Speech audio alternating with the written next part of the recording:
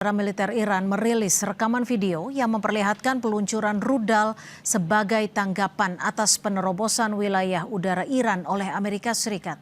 Salah satu yang diserang adalah pangkalan militer AS di Arab Saudi.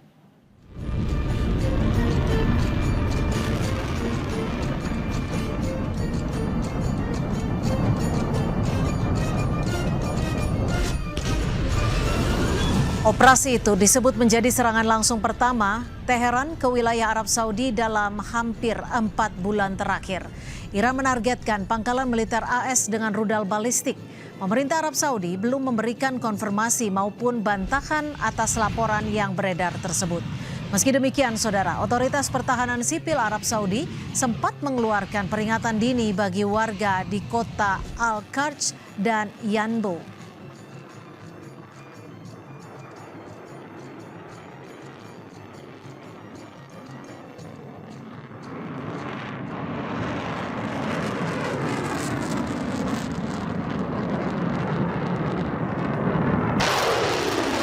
Korps Garda Revolusi Iran juga merilis video yang memperlihatkan peluncuran rudal dan pesawat nirawak drone.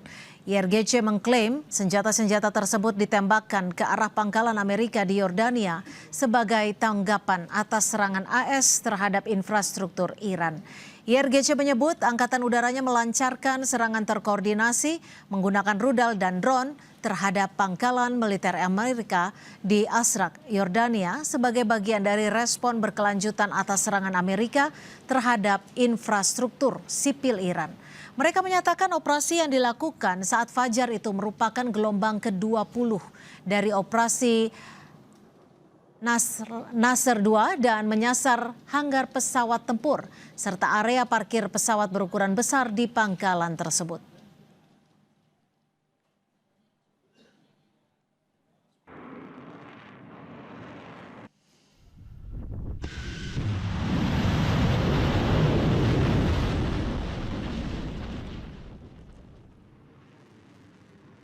Pemimpin tertinggi Iran Mojtaba Khamenei mengancam akan memberikan pelajaran tak terlupakan kepada Amerika Serikat yang dituduhnya berulang kali melanggar nota kesepahaman yang telah ditandatangani presiden kedua negara. Menurutnya pelanggaran tersebut menunjukkan bahwa tanda tangan Presiden AS Donald Trump saat ini sudah tidak bernilai dan tidak memiliki kredibilitas. Khamenei menyatakan pelanggaran yang disebut dilakukan Amerika Serikat kembali memperlihatkan bahwa komitmen Washington terhadap kesepakatan tersebut tidak dapat dipercaya. Khamenei memperingatkan apabila Washington terus meningkatkan konflik, Amerika Serikat akan menghadapi pelajaran tak terlupakan dari rakyat Iran. همزمان با این حماسه نقض عهدهای مکرر شیطان بزرگ نسبت به تفاهمنامه امضا شده بین رئیس جمهوران ایران و آمریکا بار دیگر این حقیقت را به همگان ثابت کرد که امضای رئیس جمهور آمریکا چقدر بی ارزش و نامعتبر است و زورگویی، تمامیت خواهی و وحشیگری اجزاء لاینفک مرام و مسلک آمریکایی می باشد. Kantor berita Iran melaporkan serangan Amerika Serikat yang dilancarkan Jumat malam merusak sebuah jembatan dan 2 terowongan sehingga mengganggu salah satu jalan raya utama menuju Bandar Abbas, kota yang terletak di dekat bagian tersempit Selat Hormuz. Amerika Serikat dan Iran saling melancarkan serangan yang menyasar infrastruktur dan target militer. Seiring memanasnya konflik, mereka memperebutkan kendali atas selat tersebut. Iran juga melaporkan adanya serangan terhadap Pulau Qasem yang strategis dan terletak dalam wilayah Selat Hormuz.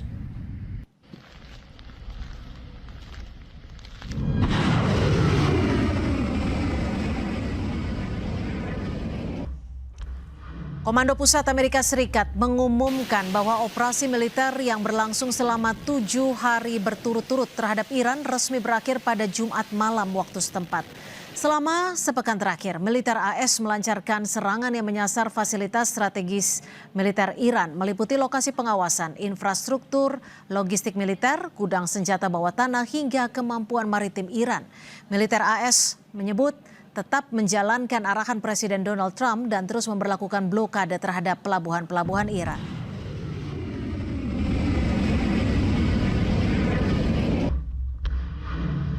Setelah membombardir sekutu Amerika Serikat sebagai balasan atas serangan fasilitas sipil dan militer Iran, pemimpin tertinggi Iran Mojtaba Khamenei mengeluarkan peringatan keras kepada Amerika Serikat.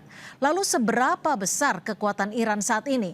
Apakah Iran mampu melumpuhkan Amerika Serikat dan sekutunya?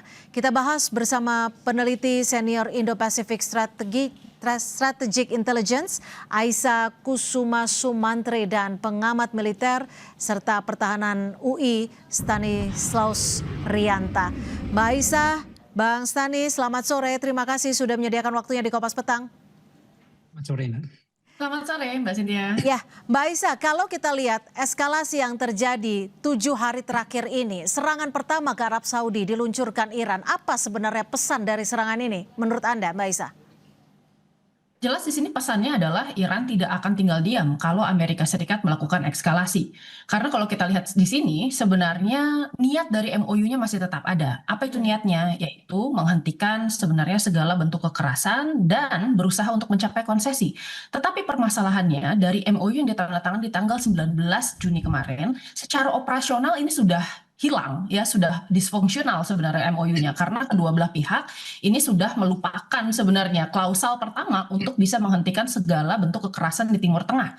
Yang sekarang kita lihat adalah ini kan ada pelanggaran yang dianggap oleh Iran dilakukan oleh Amerika Serikat di kawasan Selat Hormuz sehingga Iran melakukan retaliasi, ya. Dan kita lihat di sini sebenarnya Amerika Serikat saat ini tidak juga melepaskan sebenarnya Selat Hormuz untuk bisa dikuasai oleh Iran. Di sisi lain Iran pun sama, tidak akan mau melepaskan Selat Hormuz karena Selat Hormuz ini dianggap sebagai sebuah nuklir ekonomi yang dimiliki oleh Iran, ya. Ini jauh lebih efektif dibandingkan dengan senjata nuklir manapun karena dia bisa menutup Selat Hormuz apabila terjadi pelanggaran atau kemudian eskalasi perang yang terjadi oleh Amerika Serikat gitu.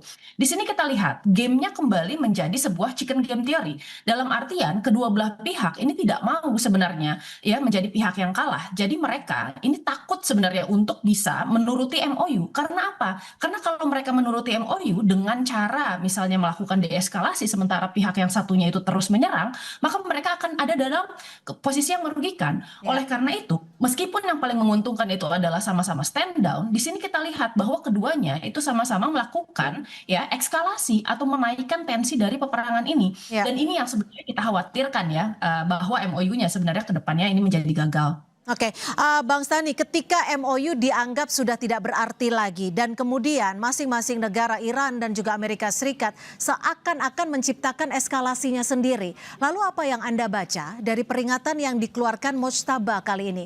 Apakah peringatan yang disebutkan oleh Mojtaba ini bisa dikatakan peringatan yang cukup serius dan perlu dikhawatirkan Amerika Serikat? Ya, perjanjian itu memang rapuh. Jadi sekarang perjanjian itu tidak ditaati, semuanya sudah melanggar, sehingga dampaknya seperti ini. Nah, kekhawatiran saya adalah ketika nanti Iran benar-benar marah dan dia melancarkan serangan dan terjadi serangan yang cukup vital. Misal kapal induk AS yang berada di sekitar Selat Hormuz itu nanti diserang oleh rudal, ini akan memicu serangan balasan yang cukup besar. Misalnya nanti AS melakukan serangan darat atau penerjemahan lintas udara, ini yang berbahaya. Yang kedua sebenarnya ini ada ancaman serius lagi adalah di Eropa ini akan memasuki musim dingin, sementara pasukan gasnya itu sebagian besar dari Qatar yang menggunakan kapal di Selat Hormuz. Nah, ketika perang ini terus nanti terjadi, maka nanti akan krisis energi di Eropa. Ini cukup berbahaya juga. Jadi intinya adalah Amerika menggunakan taktik militer yang canggih, sementara Iran menggunakan perang asimetris yang menggunakan ekonomi sebagai senjata utamanya. Jadi ini kalau misalnya dibiarkan, pelanggaran-pelanggaran ini dampaknya bukan hanya terhadap Iran, terhadap Amerika, tapi terhadap dunia. Artinya perang ekonomi ini bisa dikatakan dampaknya akan lebih masif. Lalu Mbak Aisa, ketika Arab Saudi, Yordania, Kuwait dan juga Bahrain, mana lagi setidaknya sekutu AS yang bisa dijadikan target? Kalau tadi Bang Stani menyebutkan bisa saja loh kapal induk Amerika Serikat ini diserang ketika Iran marah. Mbak Aisa? Masih di mute, mohon maaf. Ya, kita lihat sebenarnya mungkin saja itu terjadi karena kemarin kita baru menyaksikan sebenarnya statement dari Mohsen Rezai yang menyatakan bahwa kalau Amerika Serikat terus melakukan serangan terhadap Iran, maka kemudian Iran ini tidak akan ragu lagi untuk kemudian hanya melakukan retaliatory attack, tapi nanti akan berkembang menjadi full offensive attack. Nah, kita lihat di sini berarti kan statement itu menyatakan bahwa Iran nanti tidak akan kemudian menunggu aksi untuk Amerika Serikat untuk bisa melakukan serangan-serangan ke negara-negara lainnya. Saya rasa sekarang sebenarnya Iran ini sudah berkomitmen untuk bisa mengembalikan sekitar 1,5 kali lipat dari serangan yang diterima oleh Iran yang dilakukan oleh Amerika Serikat ya. Nah, tetapi permasalahannya kan kita lihat di sini posisi negara-negara Arab Teluk ini juga sekarang sudah mulai pecah dan berbeda-beda. Rata-rata sebenarnya negara Arab Teluk ini berusaha untuk melakukan yang namanya strategic hedging. Jadi mereka tetap mendukung Amerika Serikat, tetapi mereka tetap menyediakan sebuah ruang yang memungkinkan Iran untuk memenangkan perang ini gitu. Sehingga tadi ya jalur mereka untuk kemudian melakukan diplomasi dengan Iran ini tidak tertutup secara total. Misalnya saja kemarin kita melihat di dalam pemakaman Ali Khamenei, ya Saudi Arabia ini mengirimkan delegasinya. Meskipun ada beberapa negara seperti UAE yang secara tegas mereka menolak untuk hadir ke sana karena hubungannya sangat dekat dengan Amerika Serikat dan sudah ada normalisasi hubungan dengan Israel gitu ya.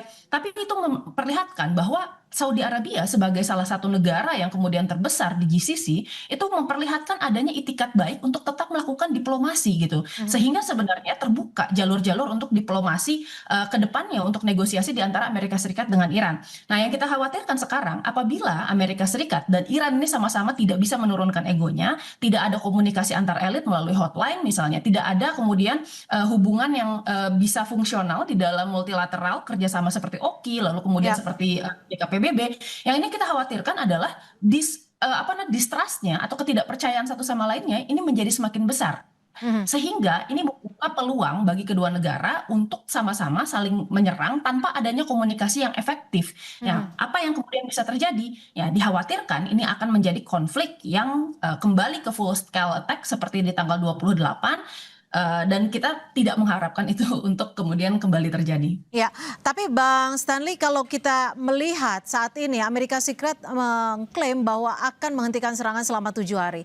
Apakah ini bisa dipercaya ataupun penghentian serangan ini artinya bisa menyiapkan serangan yang lebih luas lagi untuk Iran menurut Anda? Ya, yang sudah ditandatangani aja kan tidak bisa dipercaya ya. Tanda tangan Trump yang sudah ada saja tidak dipercaya, kemudian tanda tangan Iran juga tidak dipercaya. Jadi apapun pernyataannya saya kira saat ini situasinya belum ada kepastian. Jadi situasi di Timur Tengah itu ketidakpastiannya tinggi. Nah tapi Amerika akan melancarkan serangan yang besar lagi, itu bisa saja terjadi ketika objek-objek vital mereka diserang. Jadi Trump punya kebutuhan juga. Trump punya kebutuhan ingin menunjukkan kepada masyarakatnya bahwa doktrin militer mereka masih kuat. Karena akan ada pemilu selah. Kalau Amerika dianggap lemah, Amerika menunjukkan kelemahannya, ini berbahaya bagi Trump. Saya kira Trump akan terus melakukan serangan yang jauh melebihi Iran dan ingin serangan yang untuk semakin melemahkan Iran supaya dia juga tidak kehilangan muka dengan pendukungnya. Jadi tidak ada kepentingan tunggal di sini, jadi banyak kepentingan yang terjadi sehingga situasinya sulit dibaca dan ketidakpastiannya tinggi. Tapi saya kira pancingan-pancingan Iran itu bisa membuat Amerika melakukan serangan yang lebih besar lagi. Tapi apakah ini artinya amunisi yang tersedia baik dari Amerika Serikat dan Iran ini masih sama-sama kuat, masih memiliki amunisi yang bisa dikatakan membuat eskalasi perang ini lebih besar lagi menurut Anda? Ya pasti Amerika cukup kuat secara teknologi, secara alutsista dia cukup besar kemampuannya. Dan Iran saya kira 40 tahun di blokade, dia di embargo, dia juga mampu menghasilkan alutsista secara mandiri. Kedua negara ini mempunyai alutsista yang cukup kuat dan amunisi yang cukup kuat. Apalagi kita lihat polanya, ketika ada 7 hari serangan, kemudian 7 hari jeda. Jeda ini maksudnya adalah reload ya, reload amunisi, memproduksi amunisi lagi. Jadi nanti serangannya juga akan lebih kuat lagi. Mbak Isa, serangan bisa dikatakan bisa saja meluas, namun targetnya yang juga dikhawatirkan adalah pangkalan-pangkalan militer. Apa yang Anda lihat dari serangan balasan beruntun ini, Mbak Isa?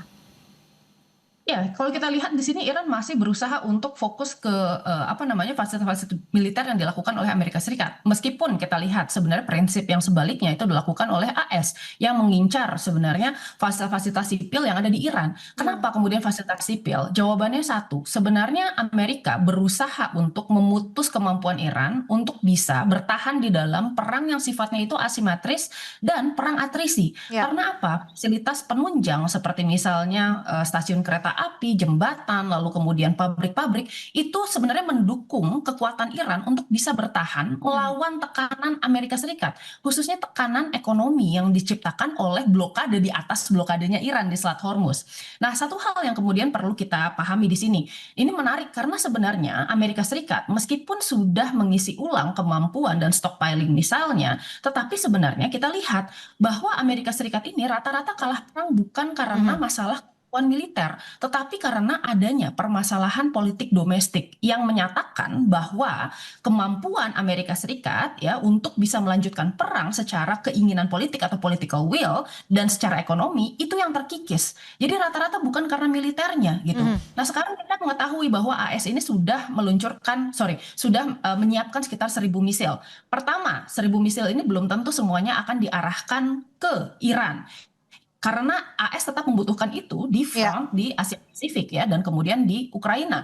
Lalu yang kedua, kita bisa melihat bahwa sekarang War Power Resolution ini sudah ditandatangani sebenarnya melalui Kongres di AS gitu ya, dan Donald Trump ini memiliki waktu sekitar 60 hari untuk bisa menghentikan perang ini. Nah, kita nggak tahu apakah di akhir sebenarnya Donald Trump ini bisa mendapatkan konsesi yang diinginkan oleh Amerika Serikat dengan waktu yang sangat terbatas. Sementara kita sudah berada di dalam mark 1 bulan setelah perjanjiannya ini ditandatangani gitu ya. Di sisi lain sebenarnya masih ada Israel juga yang masih mendesak, serta politisi-politisi hawkish Amerika Serikat. Nah, saya kira sebenarnya ini juga berpengaruh dengan apa yang terjadi di Iran, bahwa sekarang kita lihat pernyataan terkait bagaimana full offensive operation itu dilakukan dan diberikan oleh Mohsen Rezai yang merupakan penasihat dekat dari Mojtaba Khamenei. Menariknya memang ada perbedaan pendapat di antara Mojtaba dan kemudian front yang sifatnya itu adalah progresif, diantaranya adalah Ghalibaf dan kemudian Arakci gitu yang dari kemarin menekankan pentingnya